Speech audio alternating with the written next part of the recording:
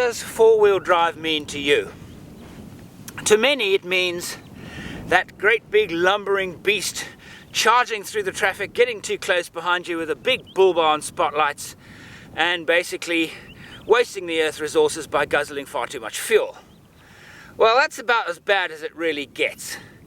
If you have never experienced four-wheel drive, that may very well be your feeling towards them. I wouldn't say justifiably, but that's fine. I'm not unhappy with that. But now, once you have experienced four-wheel drive and the four-wheel drive lifestyle, then things are probably going to change fairly radically. Because what you see here behind me is what four-wheel driving is all about. It's being able to get to places that are so beautiful, so remote, having a small group of friends and family in the middle of nowhere, and be able to experience the brilliance and wonder of a lonely sunrise over an open plain and hear nothing but birds, maybe an insect, and the wind through the grass. The only way to achieve that fantastic experience, and that's why we as four-wheel drivers do this again and again and again. We love our vehicles, we love our equipment, we love everything that goes with it, but most of all we love what they give us. They give us this. So when next time you see a four-wheel drive charging through the traffic with all the bits and bobs and roof racks and all this stuff attached to it, he's not being a show-off. That's his lifestyle. These vehicles are so often so good in town as well. Why own two? Have one. But this is the kind of thing he or she does on the weekends. This is why we own these large vehicles, because it brings us this enormous, unique pleasure.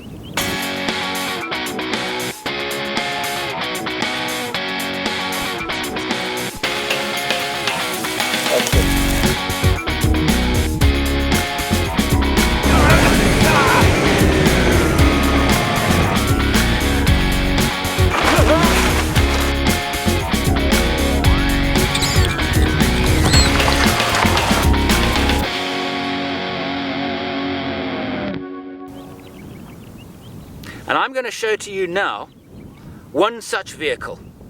It took me 2 years to develop. There it is there. I am now just concluding my test of this vehicle, a 4-day test in a very rough and very remote part of the Northern Cape province of South Africa.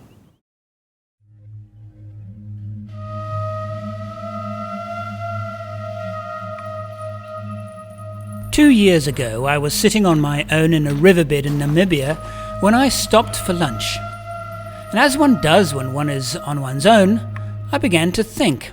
And that is what has brought me here, to this paint shop. I've just had one of those eureka moments. One of those moments where you get an idea about doing something. And what colour are you going to paint it? Green. Out of the blue, just comes into your head, and you know it's inspired, you know it came from somewhere else, and just whammo. Those of you who have been on safari with groups, you will know that so often the conversation around the campfire is about vehicles, how to equip them better, who makes what product, whose is better than whose, and the equipment that we have on these vehicles. All of the manufacturers, they're all looking for the holy grail of tent and equipment design. And that is, the easier it is to use to set up, the better. Bottom line. My eureka moment, I am going to design, develop, build, using all of my knowledge that I have collected over almost 30 years of doing this, the ultimate two-person expedition four-wheel drive. and so to work. Firstly, I don't want the vehicle to look like an ambulance, and being white, it just can't help itself. I've chosen an olive grey green used by Toyota to paint its Landcruisers back in the 70s. The Landcruiser 78, sometimes called the Troopy, is, well, about as basic a vehicle as you can get. Let's see. It's underpowered, has lousy brakes, the ride is awful, the tyres are too narrow, the rims are ugly and not wide enough, it's noisy and, well, that's enough to get on with, I think. However, it's the perfect platform for an overland vehicle, being uncomplicated, extremely robust, and as reliable a vehicle as is available today. It's no secret that a standard Landcruiser, the ride is truly awful. Unless, of course, you're a farmer and you carry coal or pigs in the vehicle all of the time. So the first thing I have to do, I really have no choice at all, and is change the suspension, including shocks and springs.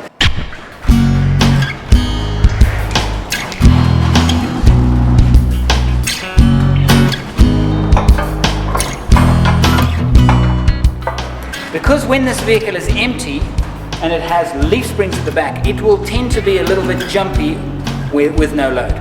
So, springs that'll be comfortable on the road with no load, air helper springs to assist it when it's fully laden. Give it a ride.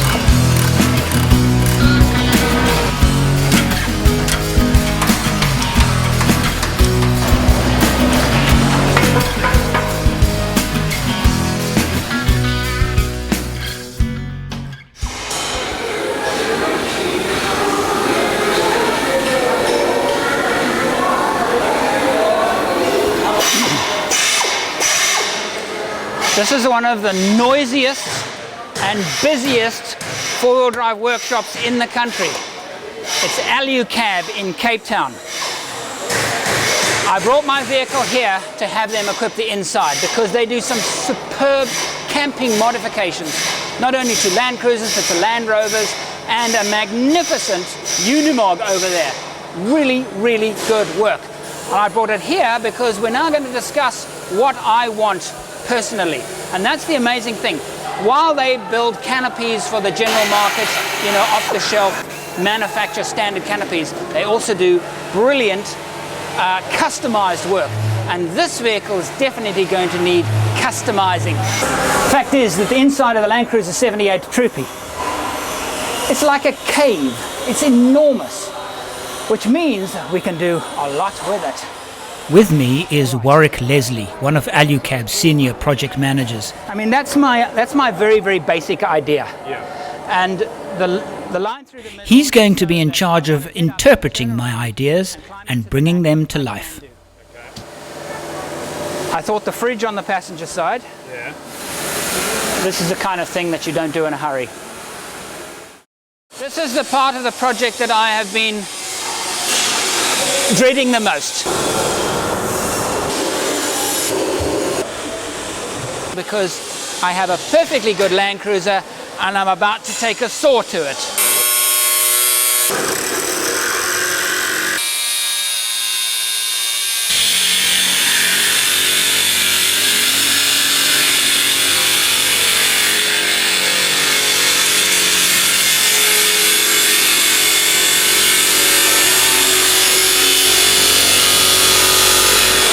I have to keep reminding myself. But it's just a sunroof, just a big one. Well, it's too late now. I've entrusted this part of the process to a Cape Town company called Alucab.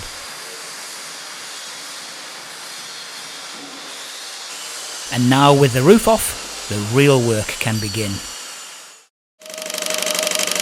Improving a vehicle's ride comfort is every bit as important as its practicality. The interior sound levels, especially in this vehicle, having a large, almost empty space behind the occupants, are going to be high. So some sound insulation is needed.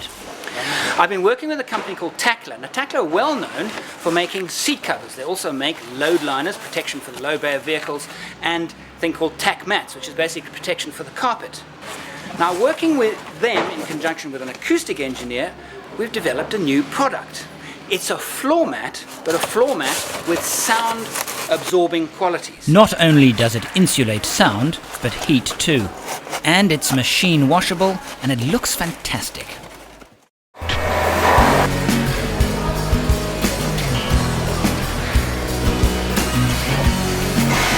We're back at Alucab, and the work goes on. By now, the most critical inbuilt tent is coming together nicely.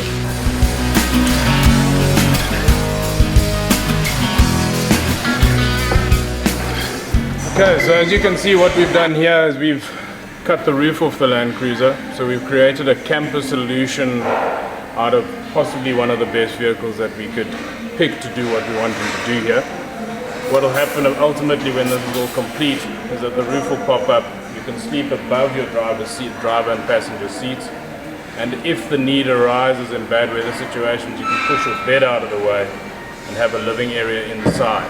You can enter and exit your tent internally, which is obviously nice in rain and cold and so on and so forth. And then what we've done at the back, and we're still obviously in process, is we are doing a basic packing system just to get the bare essentials. 80-litre fridge in front, 2 separate 60-litre water tanks either side, battery system, and then some very simple basic storage, trying to keep it simple, light and easy to use. It's a nice day, it's a good day today. There's still a lot of clouds, and the rain is still threatening. It's mid-2012, and this has been for, I think, I've been here 19 years living in Cape Town, and this has been the most miserable, depressing, wet, soggy, 400 meters, cold winter that I can remember. But today there is something that is definitely going to warm the cockles of my heart. I am going to fetch my new Landcruiser, the Landcruiser that I conceptualized 2 years ago. there it is. You see, it started to rain again.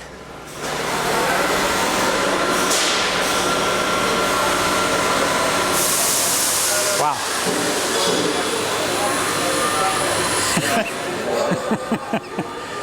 So what do you think? I think it's very cool. Hey, it's nice, eh? Yeah. Proof will be in the pudding, but I think it's going to work out really nice. That's nice. That's going to be useful. So did you move this? You moved the seat slightly? Just the one, yeah. Fantastic. So now I've got an armrest.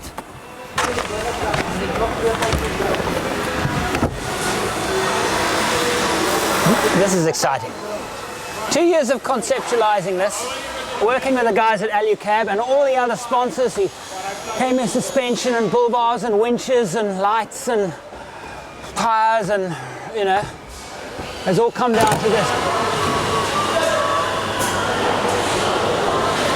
The whole purpose of this is that I find that with pickups, you need to be able to get out. Normally what I do is in a station wagon I would get my camera gear, tripods and things off the back seat if I'm not traveling with people. Well, what do I do here? So that's the idea. I just climb out, grab my camera gear and set it up. So that's why I specified that opening. Everything is a compromise to a degree. Exactly. Otherwise we'd all be driving around in Rolls Royces, you know what I mean? You know, so, but no, that's fine. It's a minor little thing. Sleep 8 people. I wanted to ask you, how do you feel about signage? We just want it like the door, the panel, and across to the back, and then around there, and then the guy's on his way. No.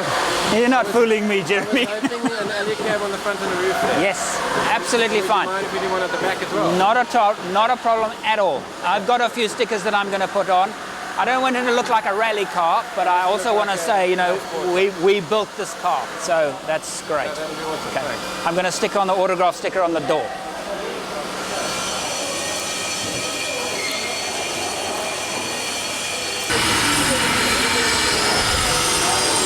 How are the batteries mounted? Strapped down.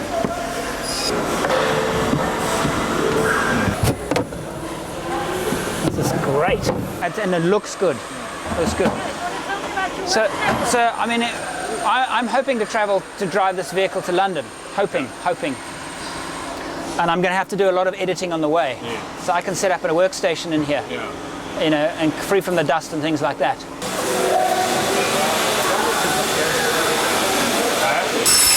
See, the whole purpose of this is that I like my camping to be simple and straightforward, but I also like the luxuries. I want to be able to set up camp and have a kettle on in 5 minutes. And that's the whole concept behind this. And when I leave after camp, finishing, 10 minutes tops. From the time I start packing the vehicle to the time the wheels start rolling, 10 minutes tops. That's what I've conceptualized. So now I've got to go and test it and put that to the test with 2 people traveling. That's going to be the most fun, I think.